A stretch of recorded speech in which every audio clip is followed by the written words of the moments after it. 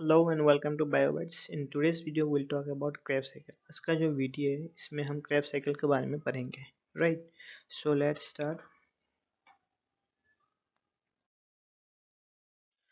So सबसे पहले हम थोड़ा इंट्रोडक्शन देख लेते हैं. राइट, Krebs साइकिल जो है इसे हम साइट्रिक एसिड साइकिल या TCA साइकिल भी बोलते हैं. राइट, ये बेसिकली क्या है, सीरीज ऑफ केमिकल रिएक्शन है जो यूकेरियोटिक सेल्स का माइटोकॉन्ड्रियल मैट्रिक्स में होता है. राइट, Krebs साइकिल को हम साइट्रिक एसिड साइकिल या TCA साइकिल भी बोलते हैं और ये एक बेसिकली केमिकल रिएक्शन है जो यूकेरियोटिक सेल्स की माइटोकॉन्ड्रियल मैट्रिक्स में होता है. राइट, अगर डेफिनेशन वाइज हम अगर Krebs साइकिल को देखें तो it is a biological pathway used to generate energy through oxidation of acetyl coenzyme. इसमें क्या होता है, बेसिकली ये एक बायोलॉजिकल पाथवे है, बायोकेमिकल पाथवे है जिसमें एसिटाइल कोएंजाइम जो है उसको हम ऑक्सीडाइज करके एनर्जी जनरेट करता है. राइट, एसिटाइल कोएंजाइम को हम ऑक्सीडाइज करके एनर्जी जनरेट करता है इस साइकिल में. Right, so this cycle was proposed by Hans Adolf Kreb in 1937. 1937 में Hans Adolf Kreb ने इस साइकिल को दिया था. That is why we are calling this cycle as Krebs cycle. Right, इस साइकिल को हम Krebs साइकिल क्यों बोल रहे हैं, क्योंकि इस साइकिल को जिसने दिया था उसका नाम है हैंस एडॉल्फ क्रेब, जिसकी वजह से इसे हम Krebs साइकिल बोल रहे हैं. अभी Krebs साइकिल क्यों बोल रहे हैं वो तो आपको पता चल गया. राइट, तो इससे हम साइट्रिक एसिड साइकिल भी बोल रहे हैं, TCA साइकिल भी बोल रहे हैं. ये तो हमें पता नहीं कि साइट्रिक एसिड या TCA साइकिल हम इसे क्यों बोल रहे हैं. तो साइट्रिक एसिड साइकिल इससे हम इसीलिए बोल रहे हैं क्योंकि इस साइकिल का जो पहला प्रोडक्ट बनेगा वो है आपका साइट्रिक एसिड. राइट, जो पहला प्रोडक्ट बनेगा वो है साइट्रिक एसिड, जिसकी वजह से इसे हम साइट्रिक एसिड साइकिल बोल रहे हैं. ये तो समझ में आ गया. पर TCA साइकिल हम क्यों बोल रहे हैं, जो कि होगा आपका try carboxylic cycle. Try carboxylic cycle इससे हम इसीलिए बोल रहे हैं क्योंकि इसका जो पहला प्रोडक्ट है साइट्रिक एसिड, उसका अगर स्ट्रक्चर हम देखें तो उसका स्ट्रक्चर में हमें देखने को मिल रहा है 3 कार्बोक्सिल ग्रुप अटैच है इसका स्ट्रक्चर में. राइट, 3 कार्बोक्सिल ग्रुप अटैच है जिसके बाद that is why we are calling it tri. और कार्बोक्सिल ग्रुप अटैच है इसीलिए इसको ट्राई कार्बोक्सिलिक साइकिल बोल रहा है. राइट,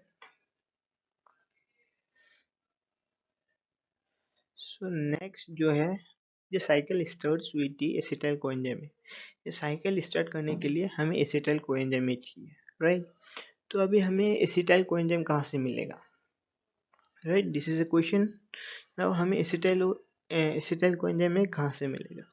तो एसिटाइल, जैसे कि आपको पता है, ग्लूकोज ग्लूकोज का जब ब्रेक डाउन होता है तो ये हमें क्या बना के देता है, पायरूवेट. राइट, ग्लूकोज का ब्रेक डाउन होने में ये हमें क्या बना के दे रहा है, pyruvate, through the process of glycolysis. तो अभी ये जो पायरूवेट हमें मिला है ये ऑक्सीडेटिव डीकार्बोक्सिलेशन रिएक्शन के थ्रू ये हमें एसिटाइल कोएंजाइम ए बना के देगा. राइट, अभी ये जो पायरूवेट है ये 3 कार्बन मॉलिक्यूल है. अभी ये क्या करेगा, इस रिएक्शन में जो एंजाइम है पायरूवेट हाइड्रोजिनस कॉम्प्लेक्स, ये बेसिकली एक सेट ऑफ एंजाइम है. ये क्या करेगा, इससे एक हाइड्रोजन रिमूव करके NAD को दे देगा. Right, so NAD will get reduce and ये क्या बनाएगा, NADH2. राइट, अभी इसका जो 3 कार्बन है इसमें से 2 कार्बन ये किसको डोनेट कर देगा, कोएंजाइम ए को. राइट, पायरूवेट का जो 3 कार्बन है उसमें से ये 2 कार्बन कोएंजाइम ए को दे देगा, जो जाके आपका एसिटाइल कोएंजाइम ए बनाएगा, that is which is a 2 carbon molecule. Right, इसका 3 कार्बन है, इसमें से 2 कार्बन इसको कोएंजाइम ए को दे दिया, जो जाके आपका एसिटाइल कोएंजाइम ए बनाया. राइट, अब इसका पास एक कार्बन है जो रिलीज हो जाएगा इन the form of carbon dioxide. Right, and finally will get the production of acetyl coenzyme A. Right, तो अभी हमें एसिटाइल कोएंजाइम ए मिल गया. राइट, अभी एसिटाइल कोएंजाइम ए मिल गया तो हम Krebs साइकिल देख लेते हैं. Krebs साइकिल का जो पाथवे है वो देख लेते हैं. तो एसिटाइल कोएंजाइम ए मिल गया जो कि हो गया आपका 2 कार्बन मॉलिक्यूल. राइट, अभी ये जो एसिटाइल कोएंजाइम है ये ऑक्सालो एसिटिक एसिड, ये जो देख पा रहे हैं आप oxalo acetic acid acetyl coenzyme में 2 कार्बन मोलिक्यूल है और oxalo acetic acid 4 carbon molecule. अभी ये 4 और 2 कार्बन मोलिक्यूल मिलके एक 6 कार्बन मोलिक्यूल बनाएगा जो है आपका साइट्रेट, राइट। साइट्रेट या साइट्रिक एसिड साइकिल और साइट्रिक एसिड, राइट। अभी इस रिएक्शन को जो एंजाइम कैटलाइज करेगा वो है साइट्रेट सिंथेसिस, और ड्यूरिंग दिस रिएक्शन हमें एक वाटर मोलिक्यूल देना पड़ेगा इस रिएक्शन को। अभी साइट्रेट हमें मिल गया, जो हो गया हमारा फर्स्ट प्रोडक्ट क्रेब्स साइकिल का, जिसके वजह से we are calling this cycle as citric acid cycle.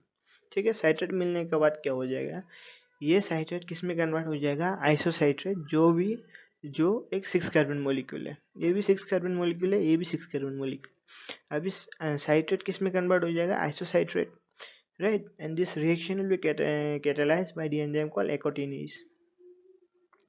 एकोनिटेज जो एंजाइम है इस रिएक्शन को कैटलाइज करेगा। अब ये आइसोसाइट्रेट जो 6 कार्बन मॉलिक्यूल है, ये किस में कन्वर्ट हो जाएगा, एक 5 कार्बन मॉलिक्यूल में कन्वर्ट हो जाएगा, जो कि है आपका alpha ketoglutarate, right? Isocytrate will get converted into a 5 carbon molecule which is alpha ketoglutarate, that is alpha ketoglutarate, right? And this reaction will be catalyzed by the enzyme called isocitrate dehydrogenase, right? Isocitrate dehydrogenase, D मतलब removal और hydrogenase मतलब removal of hydrogen। तो अब ये dehydrogenase जो enzyme है ये क्या करेगा, इसमें से आइसोसाइट्रेट जो मॉलिक्यूल है इसमें से एक कार्बन रिमूव करके हाइड्रोजन रिमूव करके NAD को दे देगा, जो रिड्यूस होके हमको क्या बना के देगा, NADH, राइट।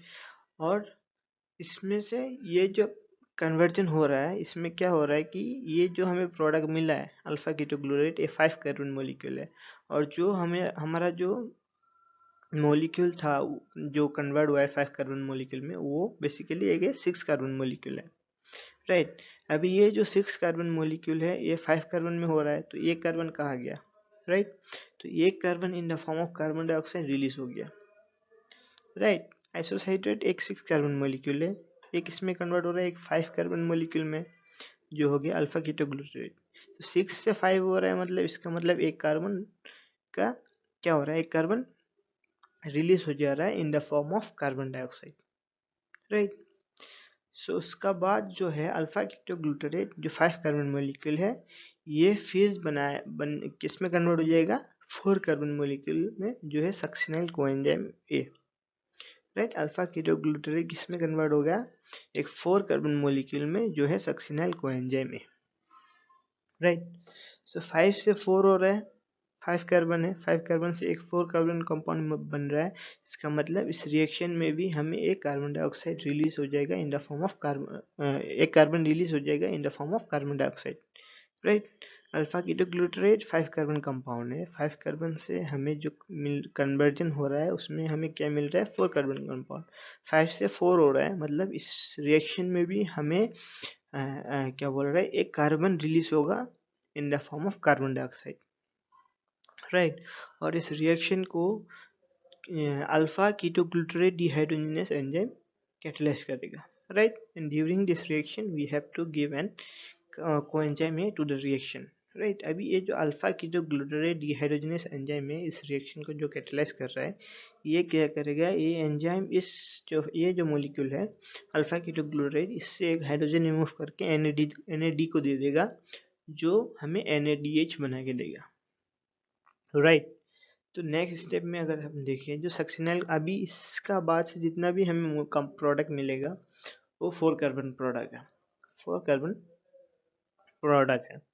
तो इसमें इसका बाद से जो भी हमें रिएक्शन मिलेगा, इसमें कोई भी कार्बन क्या बोलता है, कार्बन का रिलीज नहीं होगा, राइट। जो भी प्रोडक्ट मिलेगा वो 4 कार्बन प्रोडक्ट है।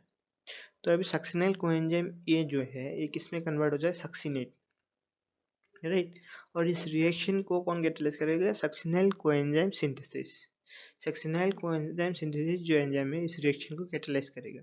और ये जो सक्सिनाइल कोएंजाइम ये बेसिकली एक हाई एनर्जी मॉलिक्यूल है, जो क्या करके इसके एक इनऑर्गेनिक फॉस्फेट जो है वो किसको दे देगा, GDP, राइट।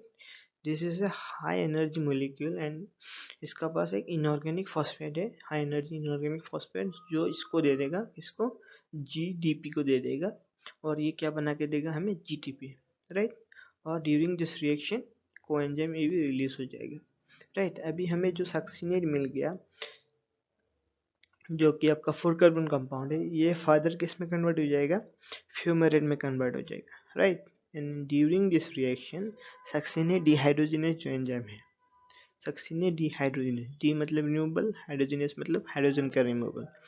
तो सक्सिनेट डिहाइड्रोजिनेज जो एंजाइम है ये क्या करेगा, सक्सिनेट से एक हाइड्रोजन रिमूव करके FAD को दे देगा। FAD रिड्यूस होके क्या बना के देगा हमें, FADH2, राइट। तो हमें क्या मिल गया, फ्यूमेरेट। FADH2 प्रोडक्शन हो गया और फ्यूमेरेट मिल गया हमें। Now this fumarate will further undergo reaction and will get converted into mallet.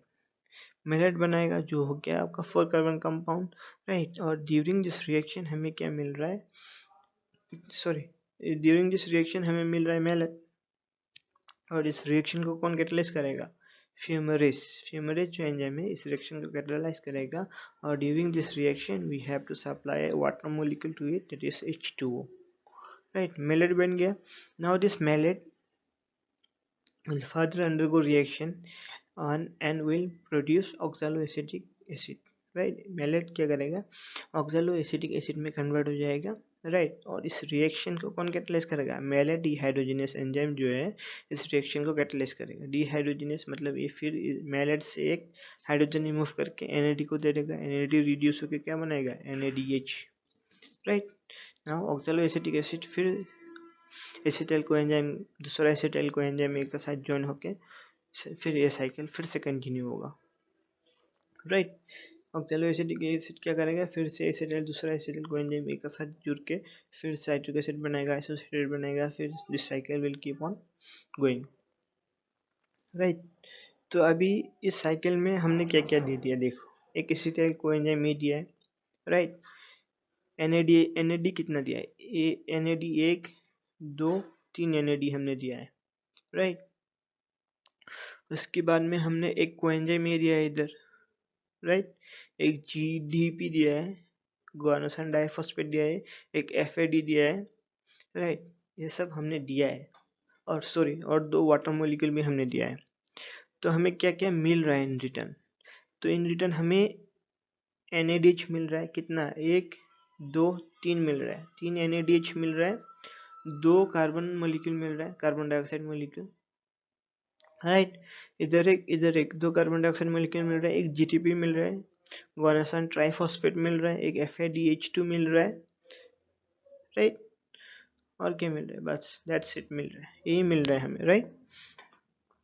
तो अभी हम अगर नेट रिएक्शन देखें, नेट रिएक्शन में अगर हम एक एसिटाइल कोएंजाइम ए दिए, एक क्रेब्स साइकिल में अगर एसिटाइल कोएंजाइम ये इस देता है, एक एसिटाइल कोएंजाइम ए, और साथ में 3 NAD देना पड़ेगा, एक FAD, एक GTP, एक इनऑर्गेनिक फॉस्फेट और 2 वाटर मॉलिक्यूल अगर हम दे उस क्रेब्स साइकिल में, तो उस क्रेब्स साइकिल के रिएक्शन में हमें क्या मिल रहा है, रिजल्टेंट में 3 NADH मिल रहा है, 2 FADH2 मिल रहा है, एक FADH2 मिल रहा है, एक GTP मिल रहा है, एक कोएंजाइम ए मिल रहा है और 2 कार्बन डाइऑक्साइड मिल रहा है, राइट।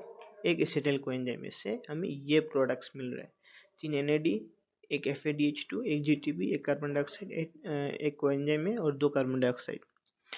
तो जैसे कि आपको पता है एसिटाइल कोएंजाइम में कहाँ से मिल रहा है हमें, पाइरूवेट। और पाइरूवेट का प्रोडक्शन कहाँ से हो रहा है, ग्लूकोज, राइट। जब ग्लूकोज का ब्रेकडाउन हो रहा है तो ये हमें ग्लाइकोलाइसिस प्रोसेस में जब ग्लूकोज का ब्रेकडाउन हो रहा है उसमें आपको जैसे पता है एक ग्लूकोज मोलिक्यूल से हमें 2 पाइरूवेट मिलता है, राइट। एक ग्लूकोज मोलिक्यूल अगर ग्लाइकोलाइसिस अंडरगो करेगा तो हमें 2 पाइरूवेट मोलिक्यूल मिलेगा, right. So for 2 pyruvate molecule will get 2 acetyl coenzyme, ये दोनों 2 पाइरूवेट मॉलिक्यूल से 2 एसिटाइल कोएंजाइम में मिलेगा हमें। तो 2 एसिटाइल कोएंजाइम से हमें 2 साइकिल मिलेगा, Krebs cycle acetyl coenzyme A का, राइट। तो एक क्रेब्स साइकिल में से हमें क्या क्या मिल रहा है, 3 NAD, एक FAD, एक GTP, 2 कार्बन डाइऑक्साइड।